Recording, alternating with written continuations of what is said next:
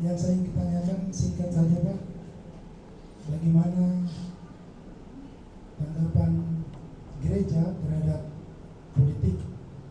Ya, karena tahun ini adalah kita sudah masuk dalam tahun-tahun politik. Nah, perlu barangkali diberikan penjelasan atau arahan-arahan dari pendeta bagaimana sikap gereja terhadap politik, bagaimana kita menempatkan diri dalam hal ini. Saya kira itu saja singkat. Terima kasih atas kesempatannya. Ya, saya kira gereja sebagai sebuah organisasi sebaiknya menghindari politik praktis karena kepentingan banyak orang. Ya, misalkan saja kalau pendetanya maunya Ganjar, tapi kalau majelisnya maunya Prabowo, ya, begitu pendetanya khotbah dan mengarahkan ke situ, maka pasti yang grup Prabowo itu menjadi tidak suka. Ya, maka pasti menjadi repot. Jadi saya kira gereja sebagai organisasi lebih baik menghindar hal itu.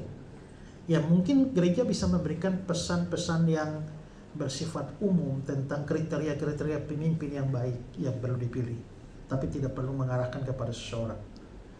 Kalau pendeta mempunyai pendapat pribadi, saya mau Ganjar, dan dia ngomong secara pribadi, dan dia mengajak temannya atau Pak Majelis kita Prabowo saja ya, itu level pribadi, nggak ada masalah. Tapi tidak boleh menggunakan mimbar untuk mengarahkan kepada calon tertentu. Ya, karena mungkin saja benar, tapi efeknya jangan-jangan malah Prabowo sama Ganjar tidak ada urusan apa-apa, tapi jemaatnya yang berkelahi. Ya toh, padahal kita tidak punya kepentingan langsung. Ya. Nah, jadi ya harus kita hindari hal semacam itu sehingga gereja betul-betul netral dalam hal ini. Pesan-pesan gereja harus lebih bersifat netral dalam hal politik, tapi juga harus memberikan gambaran yang umum supaya tahu memilih yang benar. Ya, kalaupun ada ancaman-ancaman tertentu, misalnya calon presiden tertentu ini akan membawa kita ke negara Islam, misalnya contohnya begitu, maka sebaiknya itu didiskusikan di luar mimbar gereja. Adakanlah pertemuan-pertemuan yang non formal. Ini kalau kita pilih ini, dia punya potensi untuk kita menjadi khilafah atau melawan undang-undang ini akan besar. Maka ini bahaya. Nah, itu misalnya dilakukan oleh lembaga-lembaga non-gereja. Ya, misalnya saya contohkan bahwa Perkantas misalnya, itu pernah pakar politik tertentu bekerja dengan Perkantas yang netral juga, mengumpulkan pemimpin-pemimpin gereja, lalu memberikan semacam seminar politik kebangsaan. Ya, oke, itu kan lembaga para church seperti Perkantas atau GMKI mungkin, ya. Tapi yang penting jangan gereja, karena gereja itu sangat rawan bagi perpecahan gereja, ya, karena banyak kepentingan. Jadi saya pikir kalaupun ada hal-hal tertentu yang penting demi, kan bagaimanapun juga gereja harus mengusahakan kesejahteraan bangsa dan negara.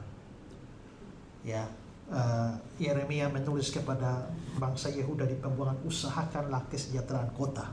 Kemana kamu aku buang, sebab kesejahteraannya adalah kesejahteraanmu. Berarti memang orang percaya juga harus mengupayakan kesejahteraan kota. Ya, itu di Babel, negeri pembuangan.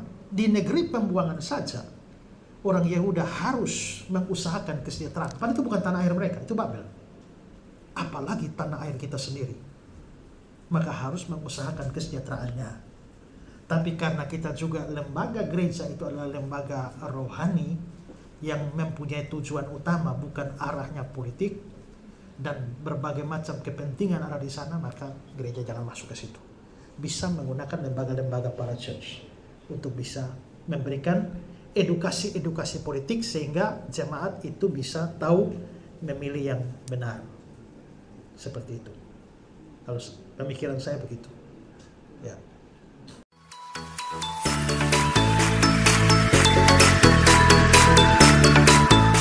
Telah hadir di Surabaya Revival Community Church, sebuah gereja yang digamelkan oleh Pendeta Esra Solo, telah hadir di kota Surabaya.